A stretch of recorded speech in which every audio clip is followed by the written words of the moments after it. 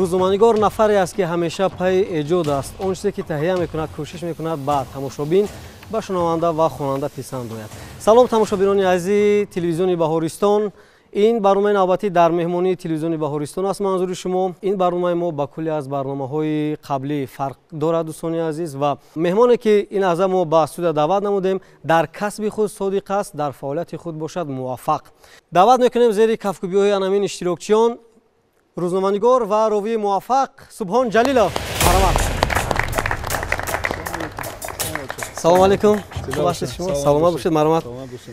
بسیار خوش آمدید با برنامه در مهمانی تلویزیون بهارستان. زنده باشید. و من باور دارم که از صحبت شما میتوانند تماشابین خرد ما چیزی به خود بگیرد. سلامت باشید. من برای همه شما روزی خوب آرزو میکنم.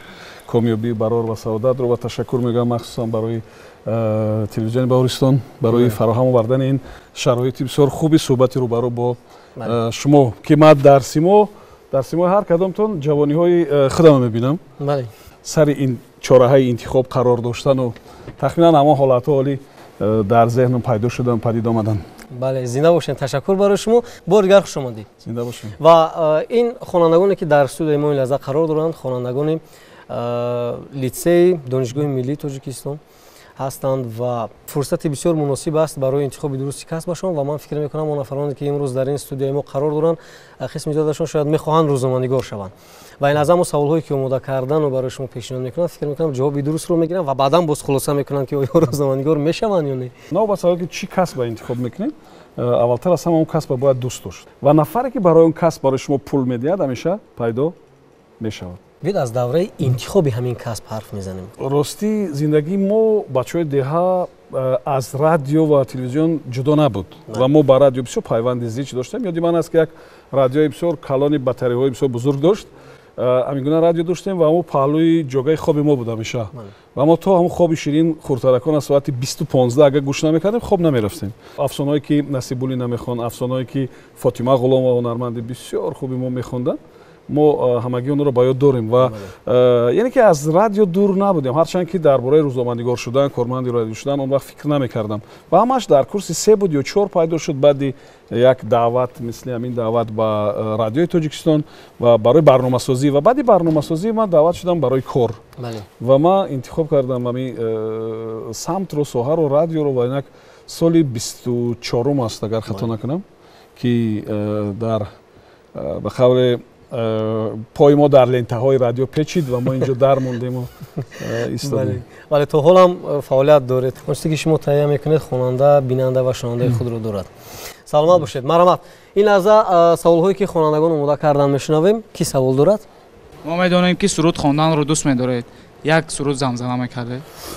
راستی کار وقتی که در رادیو کار میکنین شما باید سرود خوانده هم توانید، رقص کرده هم توانید، یگان از موسیقی نواخته هم توانید. یعنی بسیار کارهای هست که شما باید این کارا رو توانید. کم کم استعداد اکتوری داشته باشید. مثلا آمریکایی‌ها میگن که دی‌جی یا راوی اولتر از همه اکتور است. اگر شما همین کم کم مهارت چی نداشته باشین اکتوری و هنری و نمیدونم چی در افیر شاید دشواری میکشید. البته میتونید برنامه‌سازی کنین ولی اونایی که ما رو تماشا میکنن همکسبانی ما اونا سرود هم نمیخونن مثلا شبکه‌های برنامه‌شون با سرود نیست که فعالیت میکنن ولی داشتن این هنر رو کار شما رو کمتر سبک‌تر میکند. بله. و من برای شما همون البومی چند سرودی که داریم برای شما تحفه میکنم. از کدام لحاظ میتوند کارو سبک کنه؟ مثلا رکلام یک چیزی بسیار مهم در رادیوی شخصی است. رکلام درآمد خود رادیوی شخصی حساب رکلام است. چقدر مبلغ میاد همون قدر شما معاش میگیرید. خب یا برعکس اگر رکلام نیست توجه نیست شما نمیتونید مبلغی زحمتتون بگیرید و رکلام دهنده بعضا همینگونه درخواست دارد که رکلامش با سرود اجرا شود. ما چند نمود رکلام داریم. رکلام های اطلاعاتی داریم، رکلام های مثلا ببینید یک الیمنت های حجم و ظرافت است در رکلام این با وریانت دیگر رکلام بعد مینی سرود ها هستند رکلام هایی که با سرود اجرا میشوند. این گونه درخواست ها فرمایش ها میشوند و شما اگر این گونه هنر ندارید معنیش این است که همون یک حصه نانی که حالی باید از آن شما میشد از آن نفر دیگر میشود. بله. برای یک روزنامه‌نگار چی مهم است در زندگی؟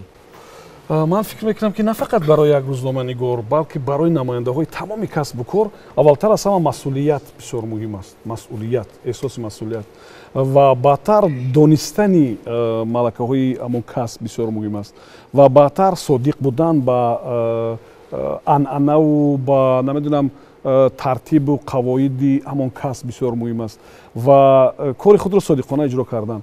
Масалан, барои чӣ масъулият мегӯям? Барои он ки ва хаёлбофӣ, фантазияи бой доштан. Non бас аз он ки шумо муфаттиш ҳастен ё намедонам рӯзноманигор ҳастен ё овозхон ҳастен, доштани фантазияи бой кори шуморо осон мекунад ва шуморо аз дигарон фарқкунанда мекунад. Масалан, ман ҳамин фикр мекунам ки ҳамон коре ки барои ман супорида мешавад, ман бояд онро ё дар сатҳи олӣ ё хуб анҷом бидиҳам ё умуман анҷом надиҳам.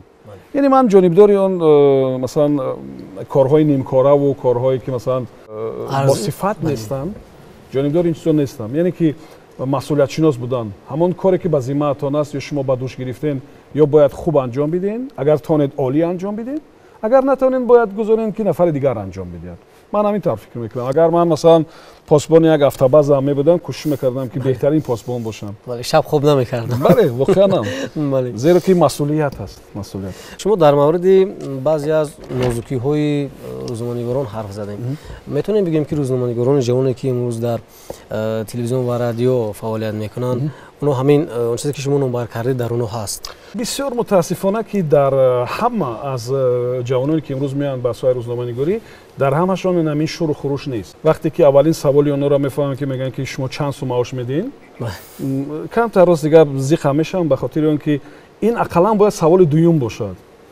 ин бояд ақаллан саволи дуюм бошад ки чанд пул маош мегирем. барои он ки масалан вақте ки шумо ба радиои хусусӣ меравед, маъниш ин аст ки ӯ хонаи шумо аст ва шумо онҷо саҳм дорен ва онҷо як деги ягона аст, як дег аст. яъне ҳама кор мекунанд ба хотире ки ҳамон дег чӣ шавад, пур аз ҳар чӣ бошад. яъне шумо бояд худро ҳамчун як ҷузъи корхона ҳис кунед. шумо бояд аввалтар аз ҳама кор кунед, худатонро нишон бидиҳед, истеъдоди худатонро истифода баред, потенсиали зеҳниву ҷисмие ки доред истифода баред ва баъд албатта роҳбари он корхона агар як нафари аз ин соҳа дур нест, медонад ки шумо сазовори маоши зиёдтар ҳастед, сазовори маблағи гонорари зиёдтар ҳастед. дуюм чизе ки манро нигарон мекунад вақте ки мегӯед ки як моҳ шумо давраи таҷрибаомӯзӣ мегузаред, онҳо зиқ мешаванд. як моҳ ман бепул биём бирам ба радиои шумо ё ба корхонаи шумо, дар ҳоле ки масалан ман 8 моҳ ҳамин гуна таҷрибаомӯзиро гузаштам. 8 моҳ.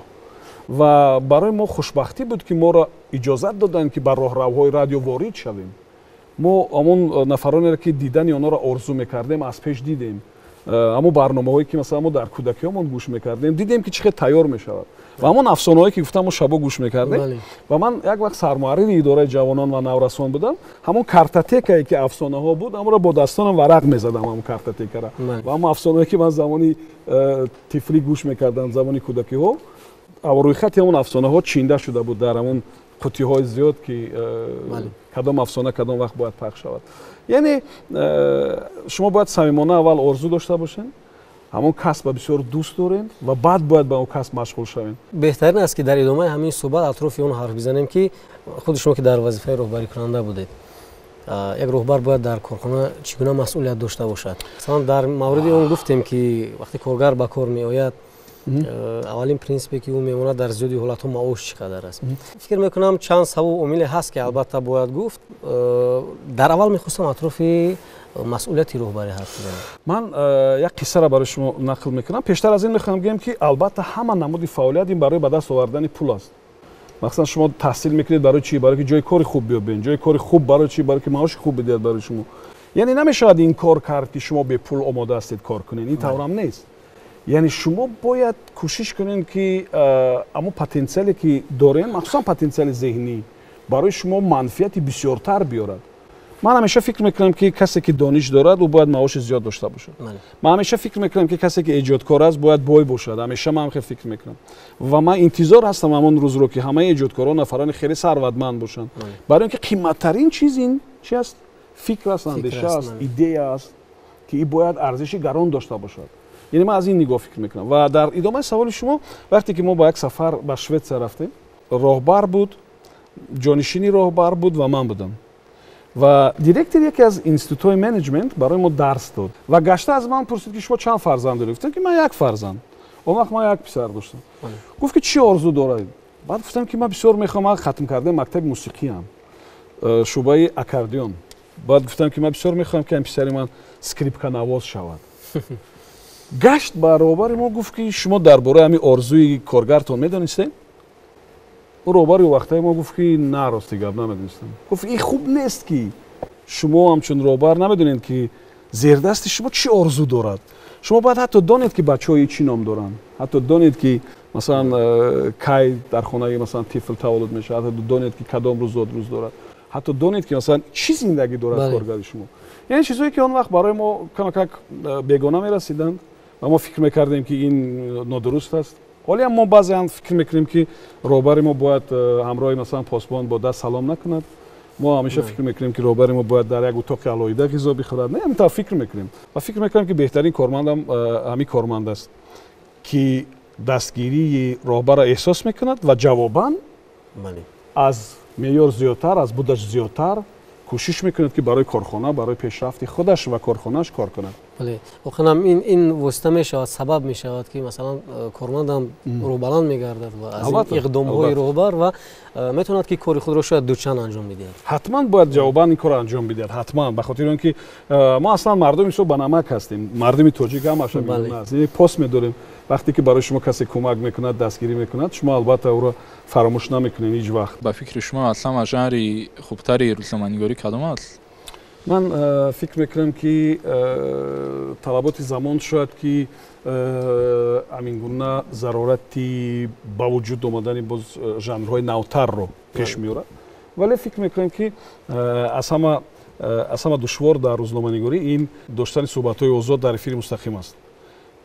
суҳбат кардан, суҳбати хуб кардан бо шунавандаатон. ва агар шумо масалан аз ё худро дар жанрҳои дигар, масалан дар очерку, намедонам фалетону, намедонам бо жанрҳои дигаре ки ҳастанд месанҷеду ба потенсиали худатон баҳо медиҳед, бозам хубтар аст.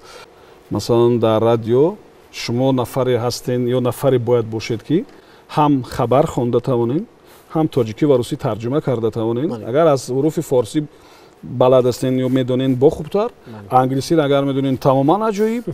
хулоса сурат гирифта бояд тавонед, бо сурат кор карда тавонед, садотонро сабт карда тавонед, ӯ садоро коркард карда тавонед, ба ӯ эффектҳо илова карда тавонед. яъне ки як маҷмӯи машғулиятҳоро маҷбур мешавед ки анҷом бидиҳед, ба хотире ки талаботи радиои хусусӣ ва талаботи журналистикаи замони нав ҳамин аст. имрӯз ба мушоҳида мерасад ки баъзе нафароне ки нав ба кор меоянд, ҳатто аз оне ки чиқдре ки шумо дар боло қайд кардед, як моҳ кори таҷрибаомӯзӣ мегӯед, аллакай аз ҳамон ҷо корро бас мекунанд. аз аввалин қадам ва устувор нестанд дар ҳамин фикршон. саломат бошед. хуб, саволҳои дигарро мешунавем. марҳамат шумо. ҳол он ки ихтисоси шумо дигар аст, аммо шумо тавонистед дар ин самт муваффақ шавед, ин ба шумо душвор буд? ман фикр мекунам ки шояд устодои мо, шояд касе аз бинандаҳои мо бо ин андеша розӣ нест, вале ман фикр мекунам ки беҳтарин журналистҳо ҳамонҳое ҳастанд ки намояндаҳои ё ихтисосҳои дигар ҳам доранд. ман инкор намекунам ки доштани ихтисоси журналистика ва хондан дар ин факулта бисёр хуб аст. албатта ман инкор намекунам, лекин оли мо ниёз дорем ба журналистое ки иқтисода хуб фаҳманд, ниёз дорем ба журналистоне ки се-чор забона донанд, ниёз дорем ба журналистоне ки сиёсата хуб фаҳманд. масалан чӣ хел мешавад ки шумо дар идораи иқтисодӣ кор мекунед ва шумо девальватсияро аз калкулятсия фарқ намекунед.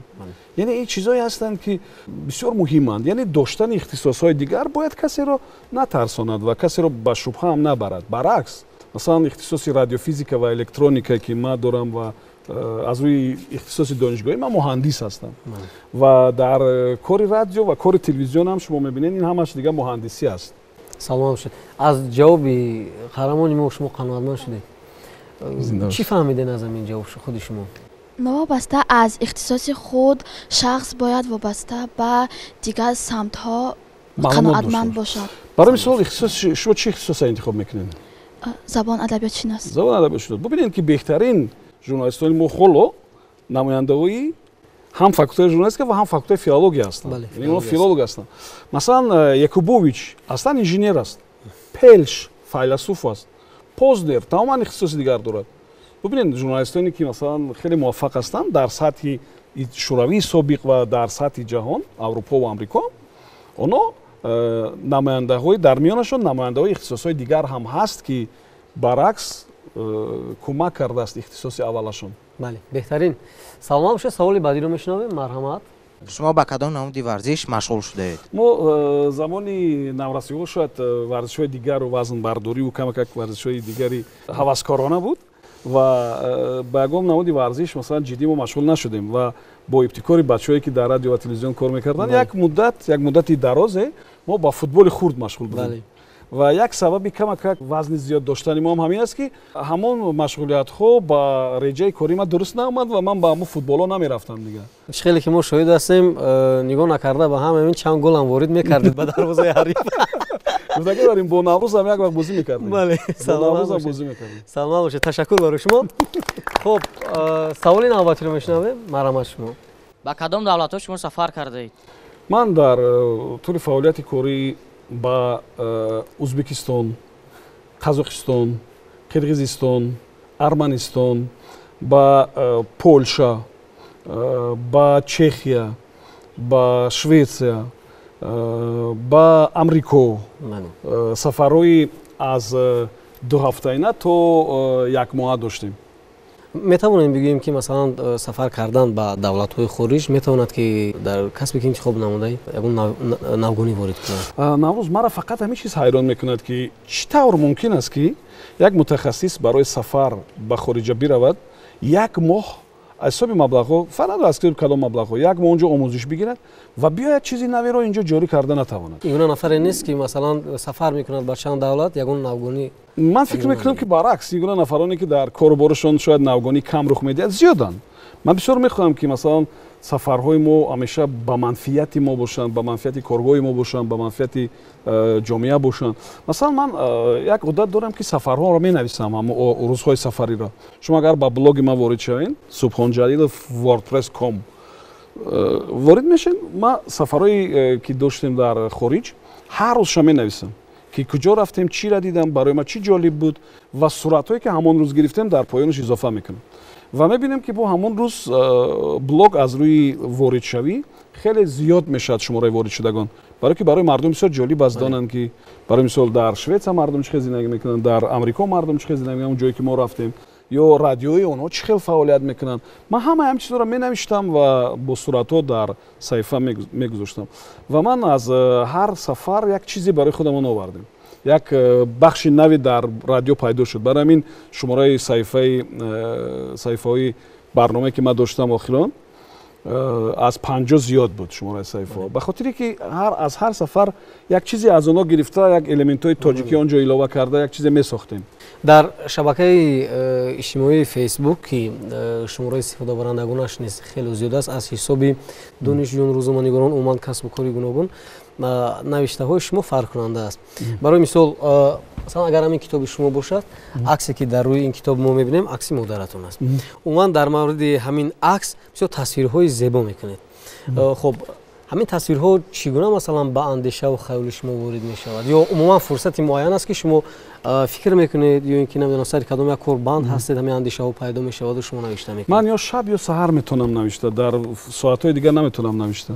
یا که نوشته‌های ساعت‌های دیگر جالب نمیآیند به نظر من، یا شب وقتی که همه خواب هستند یا صبح بر وقت. این دو لحظه است که من بسیار آرام هستم و میتونم نوشته. یک وقت من از یک استاد سوال دادم که استاد من کتاب میخونم ولی فراموش میکنم که چی بودم. من قهرمانا را به یاد آوردن نمیتونم، مثلا من کلمیناسیای اثر شاید به یاد گرفته تونم، مثلا حادثه های داخلی رو به یاد گرفته نمیتونم.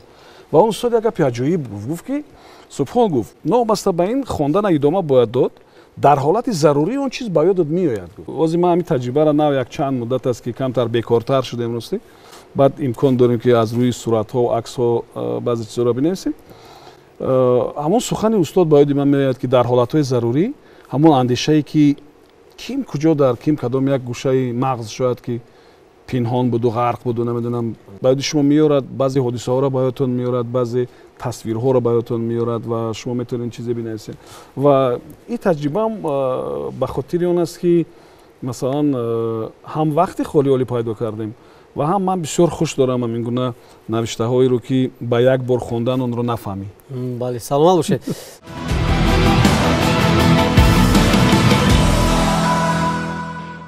саволҳои баъдиро мешунавем. боз ки савол дорад? марҳамат. барои рӯзномагори воқеӣ шудан барои як нафар чӣ лозим аст? барои рӯзноманигор шудан аввалтар аз ҳама дониши бисёр хуб бояд дошта бошен, мутолиаи зиёд бояд дошта бошен, баъд бисёр мушоҳидакор бояд бошен, мушоҳидакор. масалан мо баъзе мавзӯъе ки дар барнома ҷо мекардем аз дохили нақлиёт мегирифтем. субҳ меоед ва шумо чанд ҳодисаро шоҳид мешавед, аз дохили нақлиёт мегирифтед, ё ки аз сухани як нафари дигар, ё ки масалан аз кадом як қиссаи як нафари дигар, ё намедонам ҳатто аз кадом як луқмаи фарзандатон ки шумо ро ба боғча бурда истодаен.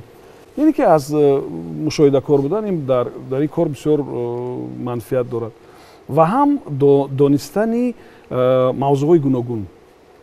масалан шумо агар ровии барномаи радиоӣ ҳастед, барномаи мустақим, шумо намедонед ки паго ки ба шумо занг мезанад. мумкин як рӯзноманигор занг мезанад, мумкин як оператори телевизион занг мезанад, мумкин як ҳуқуқшинос занг мезанад. чӣ қадр ки дар барномаи мо буд масалан боидим аст ки устод момин қаноат якҷоя бо набирашон гӯш мекарданд ва телефони мо суҳбат доштем. ман дар ҳолати шок будам. агар ман намедонистам ки масалан устод чӣ асарро навиштааст, агар ман ақаллан ҳамон қӯи сафеда нимша аз ёд намедонистам, масалан ё намедонистам ки устод бо Айдматов масалан чӣ хел робитаи дӯстӣ доштанд, агар намедонистам бо ӯ суҳбат карда наметавонистам, ба хотире ки ин сатҳ куҷо асту ин сатҳ куҷо аст. ва аз ин рӯ шумо бояд аз ҳар боб кам-кам маълумот дошта бошед, аз тип камакак донед ки масалан септика ва антисептика чӣ аст, аз ҳуқуқшиносӣ масалан маълумот дошта бошед. масалан шумо бояд донед ки дар рӯзноманигорӣ чӣ таҳаввулот аст, чун паго метавонад рӯзноманигор ба шумо занг бизанад. яъне ки ин тавр нест ки кадом як китоб ё мавзӯъ барои шумо бегона бошад. агар рӯзноманигор мешед, шумо бояд аз ҳар боб ақаллан кам мавзӯи асосӣ ё чизҳои асосиро донем то дар суҳбаттон истифода шавад. ва чизи беҳтарине ки дар кори рӯзноманигорӣ шахсан барои ман кӯмак мекунад, ин афоризмҳо аст, пандҳои хурдакак афоризмҳо ки ман онҳоро аз интернет ҷамъ мекунам, аз ҳамин гуна китоб дорам, китоби масалан симфония разума якташ аст, Воронцов агар хато накунам, оҷа афоризмҳо аст ва китоби дигар ҳаст ки афоризмҳои мавзӯӣ ҳастанд, дар ҳар мавзӯи алоҳида. ва донистани афоризмҳо ҳам барои навиштани сценария, ҳам барои суҳбат дар эфир, ҳам барои тақвият додани андешаҳотон барои шумо бисёр кӯмак мекунад. як нафар мехоҳад як самтро интихоб бикунад, аз ягон шахси калонсолтар, аз ягон нафаре ки кадом як ихтисосро дорад тавсия мегирад ки масалан ман ҳамин касбро интихоб кардани ҳастам, шумо чӣ гуфтани ҳастед? баъд дар ҷавоб мегӯяд ки ана ин касбро интихоб кун, ин касб даромади хуб дорад ва метавонӣ ки аз ҳисоби ҳамин касб зиндагии худро пеш баред. ин фақат дар зеҳни мо аст ки намояндаҳои се-чор ихтисос пули хуб доранд. не шумо масалан аз пеши бонк мегузарен, ҳавастон меояд, мошиноро мебинен, мегӯен кошке ман корманди бонк бошам. лекин як микробиолог агар дониши хуб дошта бошад, метавонад ки миллионер бошад. ё масалан як ихтирокор. бубинед ноли бачаҳои ҷавона ки мо баъзе лаборатория дорем дар Тоҷикистон ки баъзе корҳоеро анҷом медиҳанд ки шумо дар ҳайрат мемонед. ё баъзе барномаҳое месозанд ки масалан аз рӯи шуниди ман чанд миллион доллар арзиш доранд. агар ҳамон барномаи сохташа фурӯшад, чанд миллион доллар мегирад.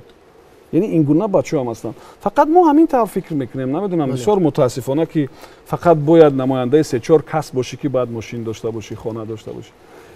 ман тахмин мекунам ки ё ман фикр мекунам ки нобас аз он ки шумо намояндаи кадом касб ҳастед, дар ҳамон касби худатон агар воқеан ҳам содиқона кор мекунед, ихтироъ дорен, намедонам чизи навгонӣ дорен, чизи нав дорен, шумо албатта муваффақ мешен, ҳам соҳиби обрӯ мешен, ҳам соҳиби пулу молу ҳар чизи дигаред. масалан ягон нафар агар меомад радио мегуфт ки ман чӣ барнома кунам, ман ҳатман савол медодам ки шумо чиро дӯст медоред. масалан шумо агар пулу бонка дӯст доред, метавонед барномаи молиявӣ дошта бошед. шумо мошина дӯст доред, метавонед барномаи масалан шумо супориши редаксияро метавонед иҷро кунед. барномаи сиёсӣ агар анҷом биден, метавонед шояд анҷом бидед, лекин дар ӯ сатҳе ки аз рӯи завқ метавонистед анҷом бидед, шояд дар ӯ сатҳ анҷом дода наметавонед. яъне аввалтар аз ҳама бояд завқ роҳбар бошад, яъне шавқи шумо, завқи шумо бояд роҳбар бошад ва шумо касба интихоб кунед ва дар ӯ касб содиқ бошед, вафодор бошед, нозукиҳои ҳамон касбро аз худ кунед, ба анъанаҳое ки соҳибони касб доштанд вафодор бошед ва албатта соҳиби баракат ҳам мешин, соҳиби ҳама чӣ мешин. саломат бошед. бардошти шумо аз таҷрибаи зиндагӣ чи аст? ман рости гап умри бисёр дурудароз ҳам надидем. дар 45 сол фикр мекунам ки бардошти мо ҳамин аст ки ҳамон суханое ки бузургҳо гуфта буданд дар вақташ дигар ҳеҷ ҷои исботкунӣ дубора надорад. Комилан дуруст аст ки масалан ҳар чӣ кор идӣ ҳамонро медаравӣ. Зиндагӣ бумеранг аст. Яъне бумеранг партофтӣ гашта меояд. Некиро анҷом додӣ, некӣ мебинӣ, бадиро анҷом додӣ, дигар ҳеҷ илоҷ нест хоҳ нохоҳ. Яъне ки сазои амал, албатта сазои амалро мебинӣ. Хоҳ бад, хоҳ не. Бардошти мо ҳамин аст ки яъне ҳар чӣ кор идӣ ҳамонро медаравӣ. саломат бошед. ташаккур барои шумо. мо дар мавриди рақобати шабакаҳо васоити ахбори мо умуман ҳарф намезанем, зеро ин чиз бояд бошад, аммо дар мисоли рақобати журналист бо журналист ҳарф мезанем. ман тахмин мекунам ки чизе ки шуморо таҳрик медиҳад ки пеш биравен, ин ҳамин рақобати солим аст. Рақобати солим ба ин тавр не ки масалан шумо муваффақ шуден, имрӯз 3 барнома сабт карден, ман бояд ҳатман шуморо пешбод диҳам. Ба ин маънӣ не. ба ин маъне ки ман бояд 4 барнома сабт кунам имрӯз. Яъне ман бояд аз шумо як қадам пештар биравам. ман бобинам ки шумо 10 китоб дорен, дар хонатон китобхона дорен ки 100 китоб аст, ман бояд ҷое дошта бошам ки 200 китоб бошад. Яъне рақобат дар кори эҷодӣ махсусан бисёр муҳим аст. Фақат агар рақобати солим бошад ва фақат агар яъне ба зарари касе набошад. аз шумо суол карда истодан ин хонандагон, шумо ба хонандагон шояд ягон суол доред ки мехоҳед пурсон шавад? ман мехоҳам аз шумо пурсам ки назари шумо чӣ аст ба ҳамун саволое ки шумо барои ман додед. Масалан оле ман медонам ки аксарияти шуморо ба ҷои шумо волидотон интихоб мекунад ки чӣ кора бояд бошен. Не? ҳамин аст? ба назари шумо кадом вақт шахс аз касби интихоб кардааш ноумед мешавад? корҳои ношоиста зидди коргар. аз тарафи ки? аз тарафи коргар ё кормандони дигар. кормандони дигар. вохелам чизе ки ба мо бисёр таъсир мерасонад, барои чӣ мен саволо додам, ин андешаҳои нафарои сеюм аст, андешаҳои бегонаҳо. Масалан хонохо ба ман, ба шумо, ба Наврӯз, ба ҳама андешаҳои дигарро таъсир мерасонад. Мо як муддате аз баъзеҳо шояд ки ҳамеша побанди ҳамин гуна андешаҳо ҳастанд ки мардум чӣ мегӯянд. шумо ҳамин гапа шунидем? Мардум чӣ мегӯянд? дигаро чӣ мегӯянд?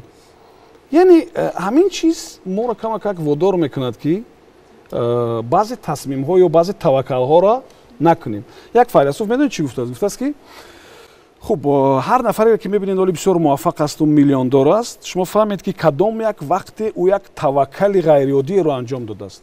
ба назари мо чӣ метавонад бошад?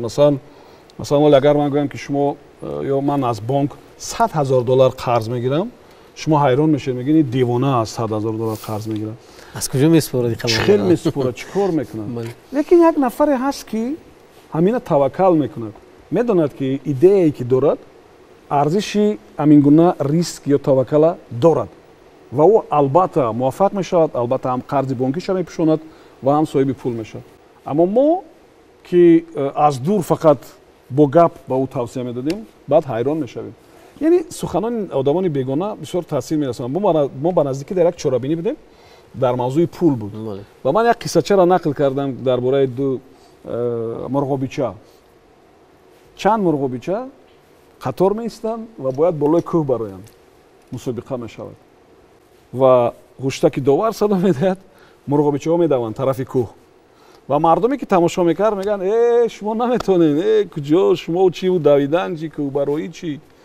ҳамагӣ дилмонда мешаванд ба хотире ки мардуме ки тамошобин буд мегуфт ки шумо наметонед, оли меафтед мешиканед ҳама остухонотона.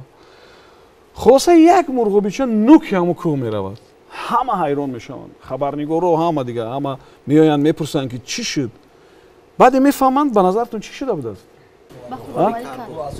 аз худ боварӣ дошт. боз чӣ фикри шумо чист? гапҳои онҳоро намешунавӣ. кар буд ӯ мурғобича, кар буд, намешунид ки чӣ мегуфт, намешунид. яъне маънӯи ин мақол ин масъала ҳамин аст ки барои масалан муваффақ шудан баъзе андешаҳои негативие ки дар атрофтон ҳаст, ба он бояд аҳамият надиҳед, сарфи назар кунед. шумо бояд ҳатман назари интиқодӣ дошта бошед, худатон онро таҳлил кунед ки ҳамин дуруст гуфт ё не. و شما چه خیل میتونستین گویید یا که وریانت دیگری گفتن همین گپ چه خیل بود یا چرا ماست باید همین طور صدا بدید این چیز یا چرا این چنین است.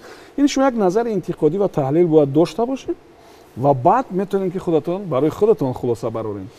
وقتی که دانشجو بودیم یک پروفسور ما رو درس میداد، سوال کردیم گفتیم استاد همین کتاب شما رو ما خوندیم، راستی بعضی جاش نفهمو است، 400 ورق است، بعضی جاش نفهمو است و راستی گفتیم قسم زیادی همین کتاب شما استاد برای ما نفهمو است. اگر روشن‌تر کرده بگوییم ما نمیفهمیم همین کتاب شما رو، برای فهمیدن چی باید کرد؟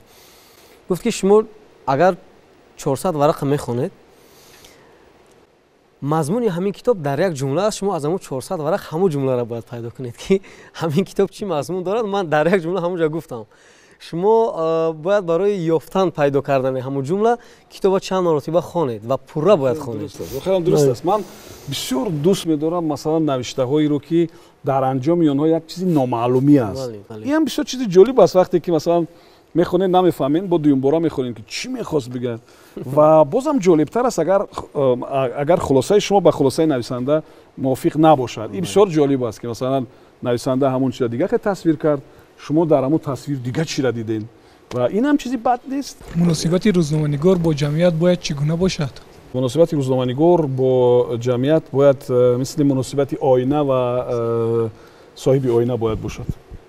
یعنی در سیمای شما باید یک نفری رو ببینن که واقعا نمونه است، در سیمای شما یک نفری رو ببینن که واقعا در انعکاس واقعیات بی‌غرض است، در سیمای شما یک نفری رو باید ببینن که میتونن مصلحت خوب بدهد، در سیمای شما یک نفری رو باید ببینن که واقعا برای حل بعضی معما و چگیل‌های زندگیش براش کمک میکنه.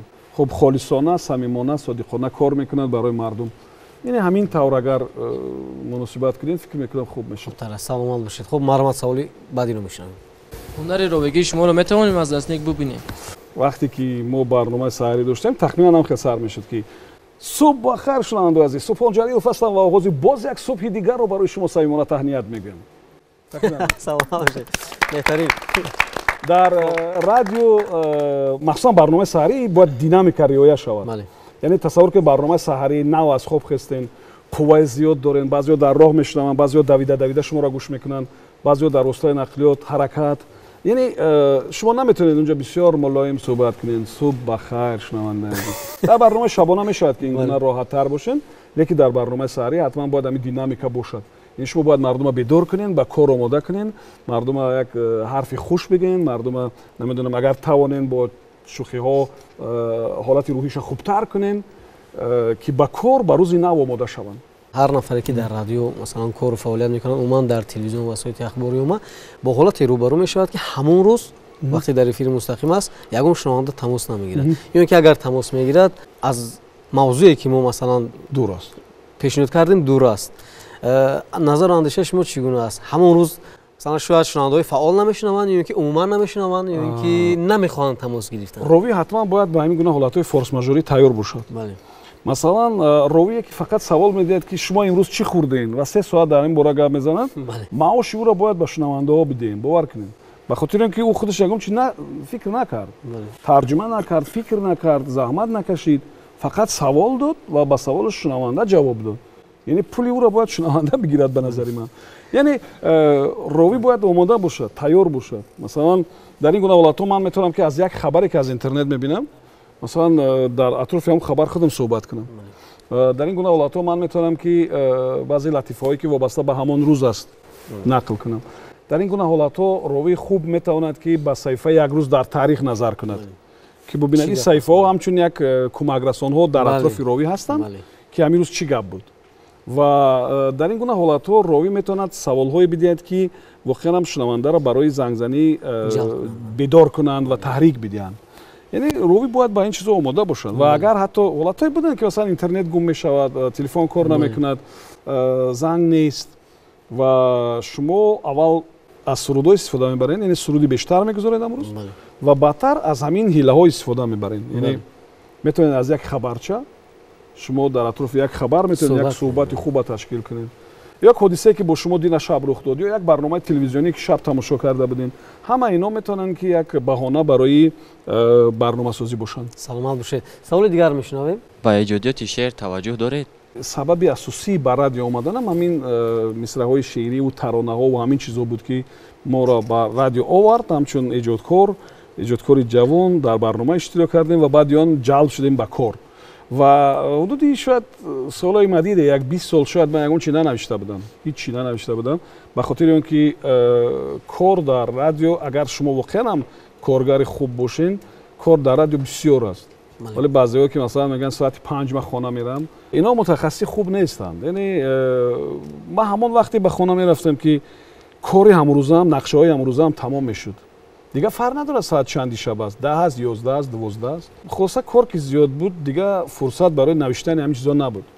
و فقط مرگ مادرمون یعنی از میان رفتن او تحریک داد، یک تکان داد، نمیدونم یک مجبور کرد که همون غم و درد و بغضی که جمع شده بود در شکل روبایات و دوبیتی‌ها در صحیفه‌ها بریزد و در شکل کتاب بیاد. و این کتابایی که هست اینو دو مجموعه، من نمیگم که چیزی واقعا هم نو و غیر عادی است، ولی به هر صورت یک بهانه برای سبک شدن همین درد بود که هیچ وقت سبک نمیشود، هیچ وقت کم نمیشود. اولین شعری که نوشتید بعد از رفتن مادر و فکر میکنم اولین شعر شاید با احساس مثلا از زبان همونی که در صفحه اولی همین مجموعه هست. در دل خاک یک دل محزون یا چه، در دل ما صد غم افزون یا چه، در دل خاک ناله های ریشه بسته، در دل ما بانگ پر از خون یا چه، در دل خاک عاشقان وعده وصل، در دل ما عشق چون مجنون یا چه.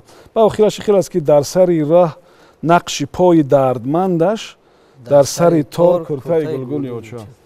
در زندگی شما شخصی بود که در دل شما ذوق روزنامه‌نگاری را بیدار کند؟ نه فقط ذوق روزنامه‌نگاری بلکه ذوق آزاده زیستن، مثلا مهنت کردن، بچه خوب بودن، همین چیزا در دل ما مادر ما بیدار کرده بود. نوشتن، خوندن، نمیدونم ما با مادرمون درس تیار میکردیم.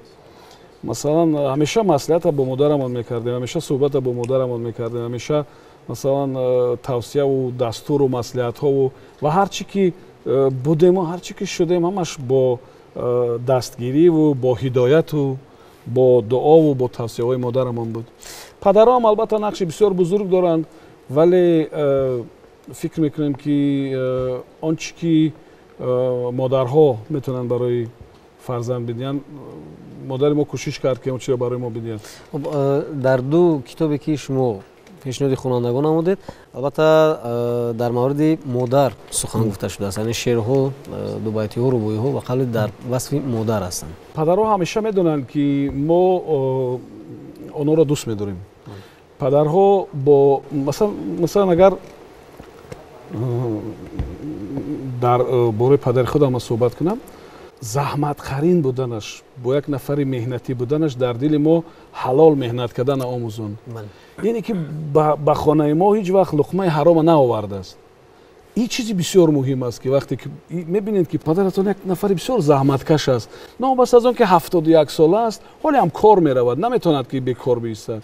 هرچند که ما مثلا 4 فرزند میتونیم قدرتی مثلا با او برابر معاش پول داده نداریم، لیکن او میخواهد که کار کند و این چیز واقعا هم شما را برای شما یک کتابی بسیار بزرگ است، تربیه بسیار بزرگ است که برای شما نشان میدهد که انسان فقط باید مهنت کند، یعنی باید مهنت کند، مهنت حلال کند و دونانی که به خانه میارد باید نان حلال و پاکیزه باشد. خب در یک جماعت نشسته بودیم یک زمان، سوال کردن که برای چی برای مادران روز انتخاب کردن، 8 مارد روزی مادران، ولی برای پدران روز انتخاب نکردن. روزی پدران گفته روز نیست. بعد یک نفر چنین پاسخ داد که 365 یا 366 روز این روزی پدران است و از میان همین روزها ما یک روز رو برای مادران هدیه کردیم. خیلی نقش پدران بسیار مهم است در خانه، در تربیت فرزندها، در و مثل آنکه عزتمند سلامیان یک شعر خوب دارند که پدری خوب بودن دشوار است، یعنی پدری خوب بودن آسان نیست، مثل همین پدری خوب بودن هم آسان نیست. واقعا دو فرزند شما رو ما میدونیم، یکی علی جان و دیگر احسان، و علی جان بیشتر توجه دارد به کسب شما و مخصوصا در سمت کارگردانی نیز الکی یک فیلمی او جایزه گرفت و یک مدت در رادیو ما صدای اون میشنیدیم و یک بار غیب زدنی صدای او و همین گونه شاید نمیدونم با بیشتر آموختن مشغول است یا اینکه سبب دیگر دارد که دور است. حالا برنامه‌سازی او در فاصله تعطیل تابستانش راست آمد و چون اختصاصی او اقتصادچی است، در دانشگاه تکنولوژی تاجیکستان تحصیل میکند و خود استادای بسیار عزیزم همشون جانبداری آن نیستند که یک اقتصادچی هنری بنوارگیری کینو را داشته باشد. یعنی همه اونا البته جانبداری این هم نیستند و من اونا را هم بسیار خوب میفهمم و من برای میگفتم که فقط در وقت تعطیل میتونی کار کنی، در دیگه وقتا میتونی درس روی. و یک فیلمش شرکت در یک از فستیوال‌ها در بسته و در قزاقستان جایزه هم گرفت. بهترین. و احسان مثلا شاید شوق داشته باشد با این سمت، ولی فکر میکنم که از کوششش با اقتصاد و با تجارت و با این چیز برتری بیشتر میده و اون نسبت به علیجان شوختری کمک بسرتری خب خلاصه همین گونه است. علیجان یک بچه بسیار آرام است و بچه خوبم است. ولی در مورد یک استعدادی که هر دوی آن دارند و میتوانیم بگیم اگر ادامه بدهند موفق میشوند، این همون با فوتبال مشغول بودنشون است که واقعا از تاکتیک هایی که لیکن فوتبال خوبن بله استفاده میکنن، اونا نیز همین چیز را دارند و از روی مشاهده ما این چیزا با تماشاگران گفته ایستادم و فکر میکنم که البته این لحظه اگر ما را میشنوند من برایشون در انتخاب و کسب و کاری که من بعد شاید رو پیش میگیرم برای رو کمدی ارزمنده و اطمینان دارم که یکی از متخصصان سمت انتخاب نمودهشان خواهند شد. شما غیر از رادیو باز در تلویزیون کار میکنید، فرقیت رو در چی میبینید؟ فکر میکنم که همه گونه کار ایجادی دشوار است. رادیو هم آسان نیست، بسیار دشوار است. گازیت هم دشوار است، ولی کار تلویزیون دشوارتر است. ببینید که یک آمادگی برای همین برنامه چقدر وقت دوام میکند. روشنی، خب نواربردار، رژیسور اونجا میشند، یاردمچی رژیسور، خب با نفری که کمک میکند با اپراتور. خودی طلبات افیر بسیار جدی است و اینجا کار دشوارتر است. فرقش در خب همین دشواری‌های تکنیکی که دارد، اما در سمت ایجاد و نوشتن دیگه از مسئولیت و از خودی دانش و تجربه راوی، برنده، مجری وابسته است. سلامت باشید. تشکر. پخش مستقیم یک نازکی خود رو دارد. مثلا روزنامه‌نگار پیش از اون که به پخش مستقیم وارد می شود البته باید دایر با موضوعی که انتخاب نموده است همراه هم صحبت باید آموده شود و خوب آموزد موضوع رو، نازکی های اون رو. فکر میکنم که این چیز یک مسئولیت دیگر رو طلب میکند. شما که بیشتر در پخش مستقیم هم در رادیو و هم در تلویزیون بودید، ثبت برنامه موافق‌تر و خوبتر و بهتر است برای یک روزنامه‌نگار یا که اگر در افیر مستقیم باشد؟ یک دانشمند دیگر گفته است که من اصلا افاریزم‌های بسیار میدونم لیکن فراموش میکنم که کدامش کی گفته است. برای یک دانشمند، یک فیلسوف و میگونه اندیشه را جمع اگر نامش در خاطر معلومات بعداً بله. خب یک دانشمند گفته است که افیر مستقیم این مثل جهیدن از بلندی به حوض است. حتی در نیمی راه هم اگر شما حس کردید که حوض آب ندارد دیگه علاج ندارین. افیر مستقیم من همین چیز است و در افیر مستقیم مسئولیت بیشتر است. در افیر مستقیم باوری به خودت باید زیادتر باشد. یعنی باوری داشته باشی که ذهنی تو، اینتלקت و پتانسیل و دانش و تجربه تو برای گذراندن 3 ساعت افیر مستقیم میرسد و این هم کاری آسان نیست، این هم کاری بسیار دشوار است و اولتر از همه باوری به خود و بعدتر باید حتما تیار شوی. حتما باید موضوع را آموزی، حتما باید همصحبت آموزی، حتما باید تیار شوی، حتما باید بعضی سوالای کنترلی داشته باشی، حتی بعضی سوالای پرووکاسیونی و بعضی سوالایی که مثلا همصحبت تحریک بدهد برای صحبت کردن، برای که بعضی همصحبت‌ها صحبت نمیکنن. با سوال شما یا هم میگن یا نمیگن. تمام. یعنی اون رو باید چیکار کرد؟ یعنی باید بعضی سوالای کنترلی داشت که باید پیشنهاد کرد که او بیدار شود. بیدار شود و با صحبت آماده شود، گشوده شود، غیر ها یا نه اندیشه‌های دیگر هم گفته تواند. ولی به هر صورت من برتری میدم به افیر مستقیم. بله. به خاطر که وقتی که ثبت میکنید شما اولتر از همه تنبل میشوید. درست است که شما مثلا نازکی‌های ثبت کنی را میآموزین، لیکن این کار رژیسور است. این کار را باید نفر دیگر انجام بده و شما باید در افیر مستقیم برنامه با صفت پیشنهاد کنید. و هر وقتی که ما کدام شاگرد در افیر مستقیم در رادیو میسنجیدیم 1000 کس زنگ میزد به من میگفتن که ای شاگرد خطا کرد، فلان جا نادرست گفت، شما نگاه نکردین. بعد من میگم که آخه اکا این شاگرد در افیر مستقیم باید تیار شود، این شاگرد باید خطا کند، این شاگرد باید میکروفون فراوردن فراموش کند، خاموش کردن میکروفون. این شاگرد باید از صدای مثلا кулоҳи барнома бояд поаша ларза бигирад, яъне ки бояд ҳамун ҷозибаи эфира ҳис кунад. вагарна дар студияи сабт и муаллифи барномаву журналисти хубу ровӣ шуда наметавонад. яъне ин бояд як ду рӯз хато кунад ва ман бисёр хуб медонам ки агар ин нафар як хаторо ба такрор анҷом медиҳад, ман он аз эфир мегирам ба хотире ки бояд омода шавад. вале агар ман медонам ки ин хатои охиринаш аст, аввалин ва охиринаш, яъне бояд акнун таҳаммул кард, гузашт кард ва дастгирӣ кард ки дар эфири мустақим ровии радио ва телевизион тайёр шавад. саломат бошед. хуб, ман бовар дорам ки чанд саволҳое буд ки воқеан барои иштирокшунавӣ барои бинандаи шабакаи Баҳористон ҷолиб буд ва мехостанд посух бигиранд аз забони шумо. албатта шунидан. ман фикр мекунам ки аз тамошои ҳамин барнома пушаймон нашуданд. беҳтарин, ман рости як чанд сол пеш буд, бояди ман нест, чанд сол пеш дар кадом як студияи ҳами телевизиони Баҳористон мо суҳбат доштем. он вақт муаллима Зевар Давлатова роҳбари инҷо буданд ва ёди ман ҳаст ки худашон бевосита дар дохили мошини сабт буданд. ман ҳамеша ба ин шабака бартарӣ медиҳам, бе ягон муболиға, бе ягон вай. ман ҳамеша ин шабакаро якҷоя тамошо мекунам. ҳама барномаҳош масалан барои мо бисёр мақбул аст ва ҳатто дар баъзе барномаҳо мисли барномаи бо ҳам меёбем, ман ҳатто иштирок мекунам бо бачаҳо ва дониши онҳоро ҳам месанҷем ки чӣ хел наврасон метавонанд ки ба саволот ҷавоб бидиҳанд. хулоса будани ин телевизион яке аз дастовардҳои бузурги замони истиқлол аст ва фикр мекунам ки кори бисёр арзандара роҳбарияти олии кишвари мо анҷом доданд дар самти будани як телевизиони алоҳида барои кӯдакон ва наврасон. ин беҳтарин иқдом аст ва умедвор ҳастам ки кӯдакони мо, ояндаи мо аз мо, аз шумо, аз ҳама дида 100 қадами дигар пештар мераванд, бозам ифтихори тоҷикистони азиз мешаванд. ва ман аз ҳар кадоми шумо ҳамин гуна боварӣ дорам. дар симои шумо ман нафарҳои бисёр муваффақро дар оянда мебинам. яъне ба андешаи шумо телевизиони Баҳористон масъулияте ки бар дӯш дорад тавониста истода аст ки анҷом медиҳад. бисёр бо сарбаландӣ. ман аз рӯи муҳтавои барномаҳо, аз рӯи масалан мазмуни барномаҳо, аз рӯи сифати барномаҳо. умуман чанд барномае ки шумо тамошо мекунед аз телевизиони Баҳористон он бармекунед? хуб, ина барномае ки барои афсонаҳое ки ҳастанд, духтарако мехонанд. се духтаракон афсонаҳо ҳастанд. барномаи беҳтарин ҳамин барномаи вай аст ки тамошо мекунем, масалан бо ҳам меёбем. ин барномае ки ҳаст ва пешам барномае ки бачаҳо доштанд, аз барномае ки умед дошт ба пеш. бале, ва ҳамун саволу ҷавобу ҳамун чизое ки буданд. ва ҳатто ёди ман аст ки дар кадом як барномаи ман як бастаи саволоро ба умед фиристодам ки саволоро истифода бар, барои ки барои ман бисёр ҷолиб аст тамошо кардани ҳамин барномаҳо. ба се суоле ки шояд беҳтар аст ё умуман се китобе ки дар назди мо аст, ба ки мо метавонем ҳадия бикунем ба фикри шумо? шумо интихоб кунем. ҳама саволот ҷолиб буданд, ҳамаш ҷолиб буданд ва ман рости ин китоб акнун чун дар суги модар навишта шудааст, бисёр аламу дарди бисёр дорад ва хондану таҳаммул карданашам бисёр душвор аст.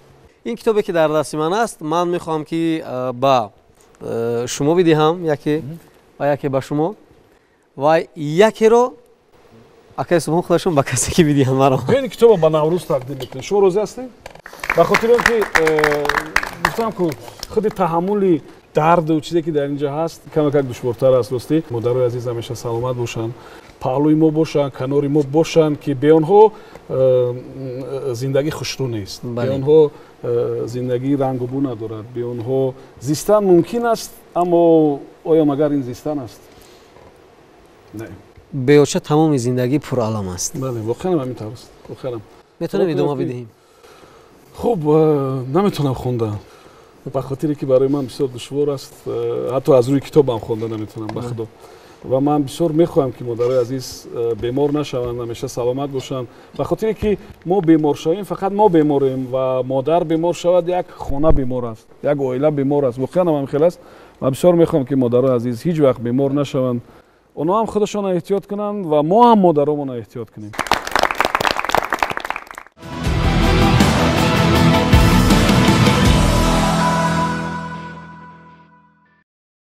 тамошобинони азиз, ёдрас мешавем ки ин барномаи дар меҳмонии телевизиони Баҳористон буд ва итминон дорам ки ин суҳбати мо ба шумо писанд омад. ва ёдрас мешавем меҳмони барномаи дар меҳмонии телевизиони Баҳористон буданд рӯзноманигор ровии шинохта Субҳон Ҷалилов. то барномаи баъдӣ бо шумо худоҳофизӣ мекунем. хайр. саломат бошед.